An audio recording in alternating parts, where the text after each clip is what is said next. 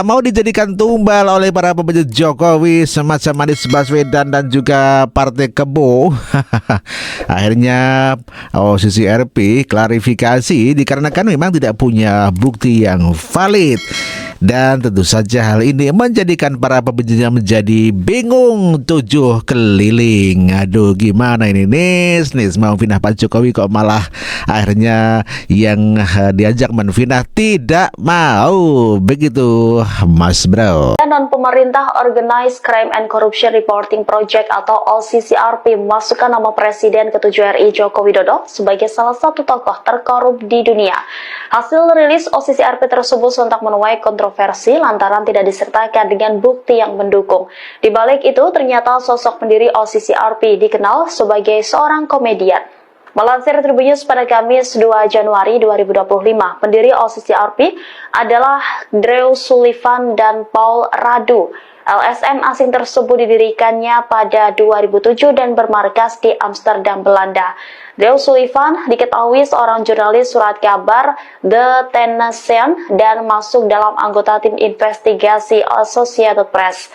Sebelum menjadi jurnalis, dia adalah seorang ahli dinamika struktural proyek pesawat ulang-alik Rockwell Space System. Drew Sullivan juga memiliki latar belakang pendidikan teknik dirgantara dari Texas University. Ia juga pernah bekerja di Bosnia Herzegovina dan melakukan investigasi reportase di sana. Dikutip dari Herald.id, Drew Sullivan juga dikenal sebagai seorang komedian. Dia pernah bermain dalam beberapa film terkenal di Eropa. Ia juga pandai memainkan alat musik tradisional Irlandia bernama bodhran. Sementara itu, Paul Radu adalah jurnalis investigasi dari Rumania. Ia menjadi salah satu pendiri OCCRP yang membuatnya menerima penghargaan khusus bersama Drew. OCCRP kebanggaan pembenci Mulyono akhirnya klarifikasi, dapat email hingga disalahgunakan. OCCRP membuat pengumuman umum untuk nominasi dan menerima lebih dari 55.000 kiriman, termasuk beberapa tokoh politik paling terkenal beserta individu yang kurang dikenal. 55.000. Apakah cukup mewakili rakyat Indonesia? 55.000 itu sebagian kecil mungkin. Kecil banget. Dijelaskan bahwa OCCRP tidak memiliki kendali atas siapa yang dinominasikan karena saran datang dari orang-orang penyakit hati, orang-orang di seluruh dunia. OCCRP mengakui tidak memiliki bukti bahwa Jokowi terlibat dalam korupsi untuk keuntungan finansial pribadi selama masa jabatannya. Namun kelompok masyarakat sakit hati, kelompok masyarakat sipil dan para ahli mengatakan bahwa pemerintah Jokowi secara signifikan melemahkan Komisi Anti Korupsi Indonesia. Praktisi hukum dari Universitas Trisakti berpandangan adanya nama Joko Widodo yang dicap sebagai tokoh korup di dunia tanpa bukti yang jelas merupakan penghinaan terhadap bangsa Indonesia. Nggak perlu saya jelasin lagi, udah jelas ya. Tapi barisan baterai lobet itu ada aja gebrakannya. Tulis pendapat kalian di kolom komentar. Salam gigis. OCCRP akhirnya melakukan klarifikasi tertanggal 3 Januari tahun 2025 lewat halaman resminya yaitu occrp.org dengan judul tulisannya yaitu Behind the Decision Indonesia, How OCCRP's Person of the Year Highlight the Fight Against Corruption. Melalui halamannya tersebut, OCCRP melakukan setidaknya ada dua hal yang harusnya kita underline dan kita garis bawahi. Pertama, OCCRP menyatakan bahwa OCCRP had no control over who has nominated, bahwa dia tidak mengontrol atau berlepas diri terhadap nama-nama nominasi yang muncul, karena ini berdasarkan penjaringan netizen yang dia lakukan. Meskipun ada yang bilang bahwa setelah ini kemudian dia dilakukan lagi penilaian lewat para pakar gitu ya, pakar jurnalistik, lalu kemudian pakar civil society, para profesor mungkin, para profesor hukum dan seterusnya begitu. Tapi setidaknya OCCRP mengatakan bahwa dia berlepas diri terhadap ini. Kenapa nominasinya itu muncul dari netizen itu sendiri? Lewat voting kah? Lewat kemudian angket kah? Kuesioner kah? Seterusnya. Tapi intinya sumbernya netizen.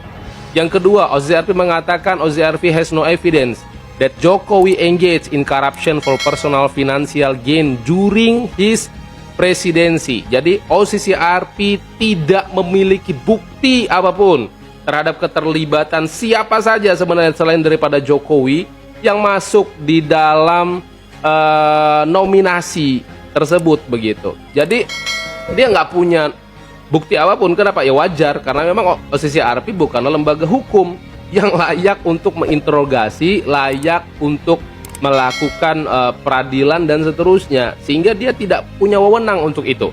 Oke? Jadi sebenarnya ini relate sebenarnya teman-teman dengan yang aku sampaikan lewat VT-ku terakhir kemarin, dan ini juga relate terhadap live yang aku buat kemarin, bahwa gua bilang sebagai lembaga OCCRP adalah lembaga yang sangat kredibel sebagai lembaga jurnalistik dan juga NGO, non-government organization begitu. Tetapi dia juga harus sadar diri bahwa dia bukan lembaga hukum yang layak menilai orang ini bersalah atau benar.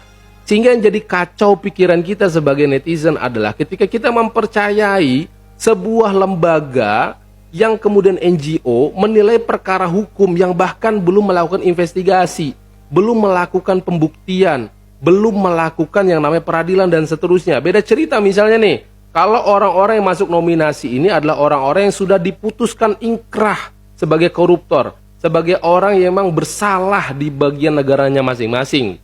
Lalu kemudian dinominasi bahwa siapa nih kira-kira nih yang paling banyak korupsinya, siapa nih yang dinilai nih paling banyak kemudian keterlibatan terhadap criminal crime begitu. Mungkin ini nggak akan debat kita soal itu. Why? Karena memang sudah terbukti orang-orang ini masuk begitu.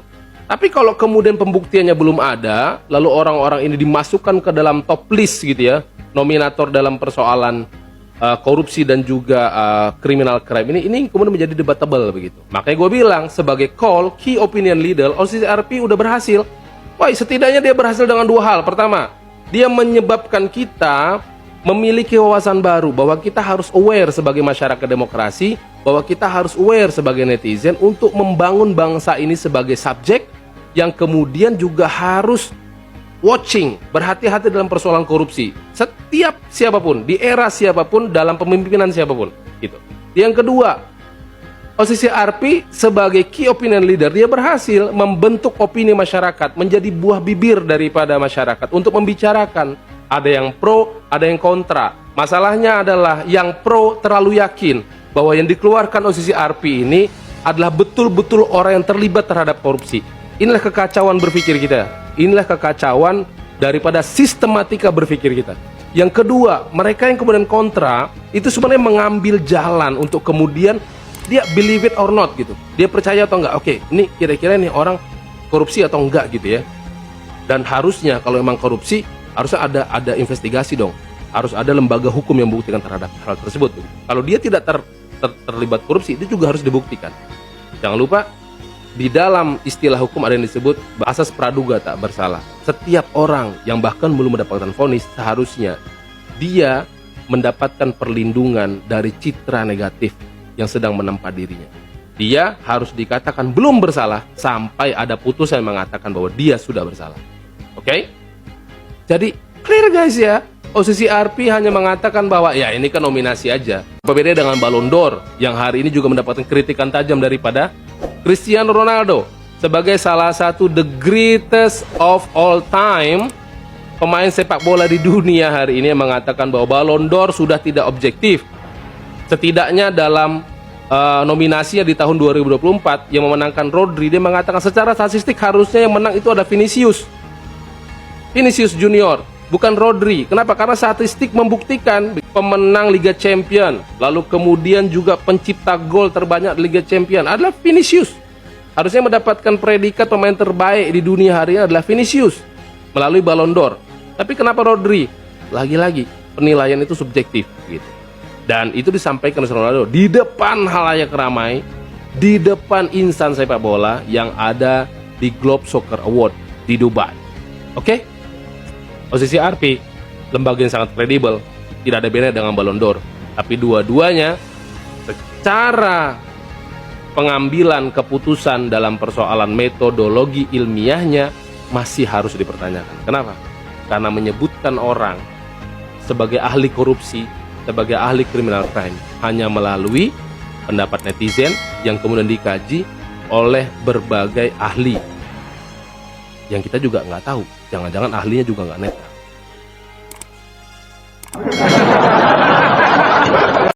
OCCRP memberikan klarifikasi selesai memasukkan nama Joko Widodo dalam daftar pemimpin terkorup 2024. OCCRP pun mengaku tak punya bukti Jokowi melakukan tindak pidana korupsi. Dikutip dari tribunnews.com, OCCRP merilis klarifikasi itu dalam situsnya pada Jumat 3 Januari 2025. Dalam keterangannya, OCCRP mengaku memasukkan nama Jokowi sebagai tokoh terkorup karena menerima banyak kiriman email. OCCRP mengklaim tidak memiliki kendali atas siapa yang dinominasikan. Pasalnya, daftar nama tersebut merupakan saran dari orang-orang di seluruh dunia, termasuk nama Jokowi yang masuk dalam daftar pemimpin terkorup. Klarifikasi kedua, OCCRP mengaku tidak memiliki bukti bahwa Jokowi terlibat korupsi. Namun, kelompok masyarakat sipil dan para ahli mengatakan bahwa pemerintahan Jokowi secara signifikan melemahkan Komisi Anti Korupsi Indonesia. Klarifikasi ketiga terkait OCCRP yang mengaku mengumumkan itu kerap disalahgunakan untuk individu yang punya agenda lain, termasuk agenda politik. Namun, OCCRP menjelaskan tujuan dari pengumuman ini untuk memberikan pengakuan terhadap kejahatan dan korupsi. Sukses membuat heboh. Kini Organized Crime and Corruption Reporting Project, OCCRP, memberikan klarifikasi soal nama Jokowi yang masuk dalam daftar tokoh terkorup dunia. Secara terbuka, organisasi jurnalisme investigasi terbesar di dunia itu mengatakan nama Jokowi masuk daftar sebagai tokoh terkorup karena banyak kiriman email. Dijelaskan bahwa OCCRP tidak memiliki kendali atas siapa yang dinominasikan karena saran datang dari orang-orang di seluruh dunia. Tak hanya itu, OCCRP juga mengakui tidak memiliki bukti bahwa Jokowi terlibat dalam korupsi untuk keuntungan finansial pribadi selama masa jabatannya. Namun, kelompok masyarakat sipil dan para ahli mengatakan bahwa pemerintahan Jokowi secara signifikan melemahkan Komisi Anti Korupsi Indonesia. Yang terakhir, OCCRP mengatakan pengumuman yang dikeluarkan OCCRP terkadang kerap disalahgunakan oleh individu yang punya agenda lain, termasuk agenda politik mereka. Namun, OCCRP menjelaskan tujuan dari pengumuman ini untuk memberikan pengakuan terhadap kejahatan dan korupsi. Selain menyebut nama Presiden ke-7 RI Joko Widodo, Organized Crime and Corruption Reporting Project atau CCRP juga menyinggung nama Wakil Presiden Gibran Rakabuming Raka. Ada sejumlah dasar OCCRP memasukkan nama Jokowi dalam nominasi pemimpin terkorup tahun 2024. Disebutkan para ahli sipil dan para ahli mengatakan bahwa pemerintahan Jokowi secara signifikan melemahkan Komisi Anti Korupsi Indonesia. Jokowi juga dikritik secara luas karena merusak lembaga pemilihan umum. Ia dianggap mencari keuntungan demi ambisi politik putranya Gibran Rakabuming Raka yang saat ini menjadi wakil presiden. Namun lembaga tersebut mengakui jika mereka tidak memiliki bukti langsung. Nominasi ini diputuskan oleh panel juri ahli dari masyarakat sipil, akademisi, dan jurnalisme.